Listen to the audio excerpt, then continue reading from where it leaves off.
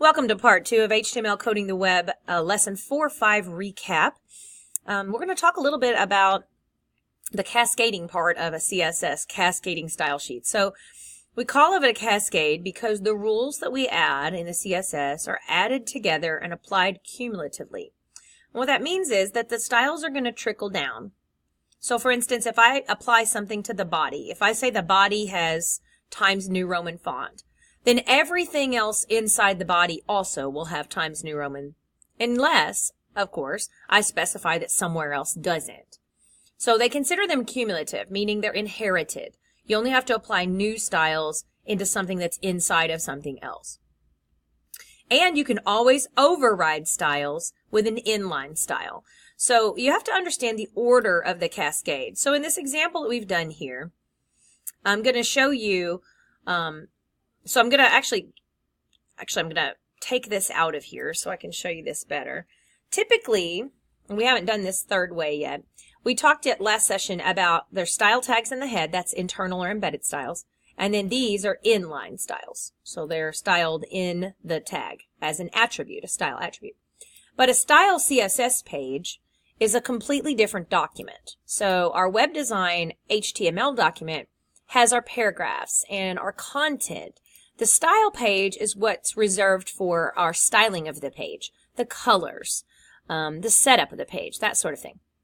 So when we look in here to this style page, you can see this is styled for a body and a background color of navy and a font color of white. Well, even though I got both of these open in here in the same folder, it's not doing it, right? So we have to connect the style page to the index page. That's done in the head section. And it's done with a link tag. It's link, relationship is style sheet. And then the href, hyperlink reference, is where it is. So CSS, style.css. Now notice as soon as I connect those, it's now using this style sheet. So this now is the very first level of the cascade. Your external style sheet's always the first level. So the things that we already had, I'm just going to paste them in here. These things I already had in here from before, the H2 and the paragraph. So now they're working again. So all of that's working fine. But if I were to add something here, so this is an H2 that's color is aqua. If in here, I go in here and I say that H2 color is going to be white, then this one is going to win. So in the cascade, this comes first, and then this. But if I go over here and I say style equals and I say red or pink or whatever, then this one is going to win. And I'll put color there. And this one's going to win because this is the third level and this is farther down in the cascade. So this would win if it's the only one. Then the internal style sheet would win over that one. And then if there's an inline style, it always takes over. So an inline style always takes over on everything. So external style sheets are really the easiest way to keep all of this separate. It looks exactly like how we did it in here. It's just done in a separate document. Just remember there's no tags, no pointy brackets go in here at all. So you don't put, there's no style section. It's a style page. The whole thing is styles. So no style section. Also, when setting up the cascade, you should consider trying to put things in a logical order. For instance, I shouldn't add an H1 down here. That's kind of the wrong place for an H1. What I should do instead would be to put the H1, well, right above the H2. It makes more sense that it would go there. So if I added an H6 later, I'd add it here, between the H2 and the paragraph. A lot of people would argue that your main sections, like if you were going to style the header, then you would put that right after the body because it's the first thing in the body would be your header and so forth. Or a lot of people will put all those sections together, for instance. So think about the cascade. Just remember the CSS page, which you have to link to for it to work. It's kind of your first place. And that's for things that you want changed on the whole page.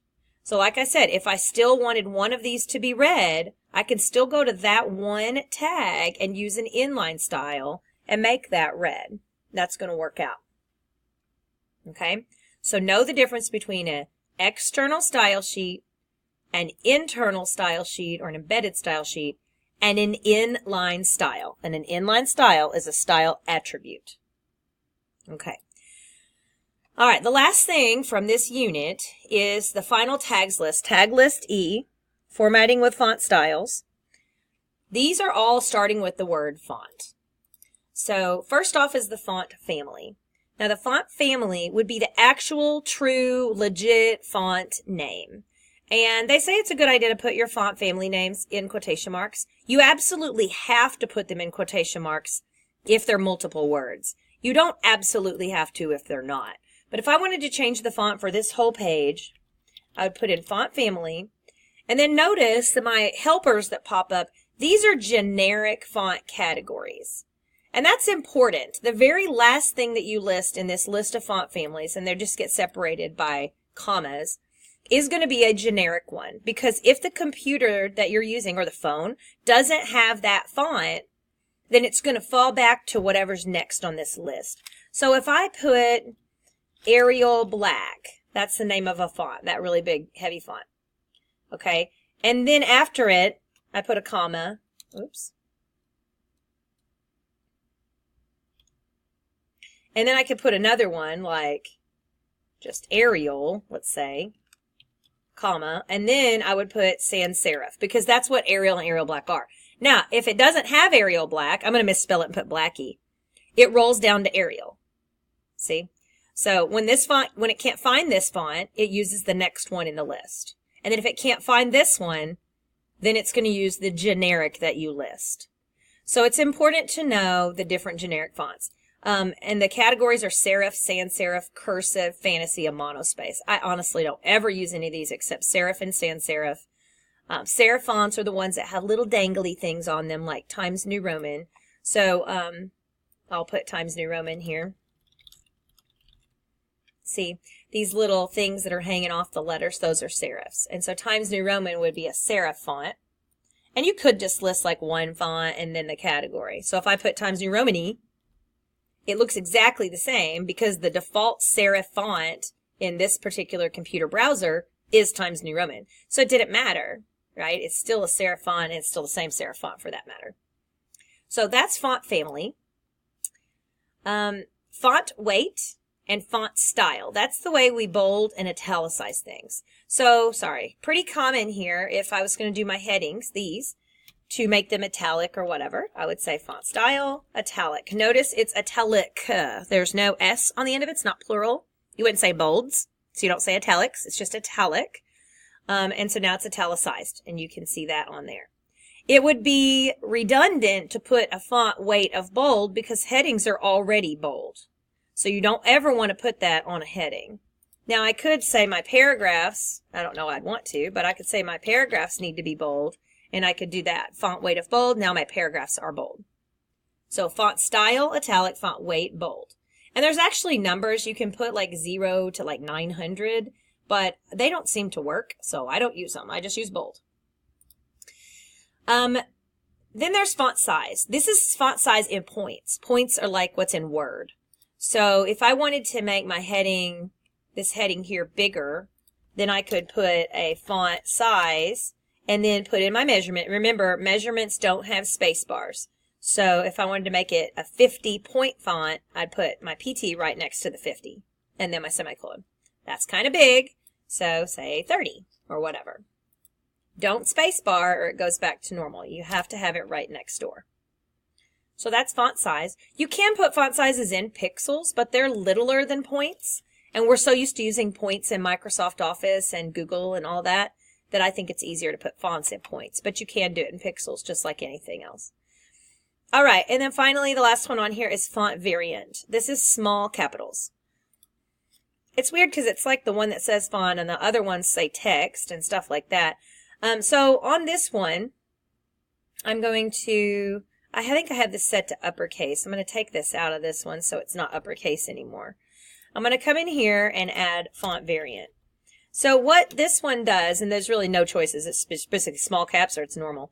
It turns the baby or the lowercase letters, if you will, into baby capital letters or small capital letters. That's why it's called small caps. Now it doesn't do anything to the regular W because it's already a capital. There we go. See, the W didn't change, but all the little letters, all the lowercase letters turned into small capital letters. So that's what font variant is used for. And that pretty much sums up all of these. There is a shorthand one called just plain old font.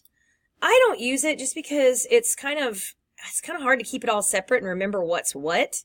But you could. So let me add I'll just add a heading 3 here for no good reason. There we go. That's fun. So I've got that on here. So I can add my H3. Now I want you to think, where should I add it? Well, after the H2, right? So I'm going to put it here. Curly braces. And then for this one, I'm just going to use font. So what you do then is you start putting in all the stuff that goes.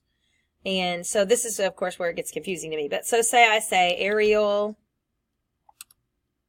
And then, I mean, I guess you need to put it in quotation marks for it to even get it on this one. And then, like, we could put in, actually, that wouldn't even comma. You space between them. Red. Let's make it a different size. 40 point, whatever. And then you put your semicolon in. And it's supposed to track it. But see what I mean? This didn't even do anything. Let's take out the Arial part. Maybe it just doesn't like that part. I never use it because despite the fact that they say you can use the shorthand, it's just confused. It does say it won't work unless you use the font size and the font family. So you absolutely have to have both of those in order to use it. Now this example, they list the font family very last. So we could come in here and do red, 40 point, and then Arial, for instance. And then sans serif. Again, you can see it doesn't really seem to work. So you might see it. If we were to open a template that somebody else created, you might see it. But I don't personally use it. So just know that it exists as an option and don't use it. Separate yours out into their individual pieces. All right, so that goes over those. Once again, kind of as a recap, don't forget, with CSS, these are styles. These are colors and fonts and things that we're doing to fonts. They're on the CSS page. That stands for Cascading Style Sheet. They're on a CSS page. List each of them with the selector and then a brace and then a property colon value semicolon. Property colon value semicolon. If you forget to put in your semicolon, it makes everything from that line down not work. So here where the font size is 30, if I take out my semicolon, I just lost all the other things that go with that. The font variant is now not small caps anymore. So if you're seeing that stuff isn't working, it's usually going to be a semicolon problem. So look carefully for that. So remember, the style page is for global changes, things that you want changed on the whole page, or in the event you had like a 5-page website, all the pages. This is where you would put stuff like if you had a multiple page website and you just wanted something on this page to follow rules, you'd put it here. Or if you knew you're just making a 1-page website and you didn't need a whole style page, you could put it up here in the head section. And then finally, the inline style, which is a style attribute. Remember, it's an attribute. That's a thing which equals something in quotation marks. Note the style attribute is the only attribute that ends with a semicolon. So don't start putting semicolons in other attributes like up in your link tag or your meta tag. Those don't get any semicolons. The only one that gets a semicolon are the style attributes. And you could put those right in line with style. And these win over everybody. Your inline style will override any global styles. Every time.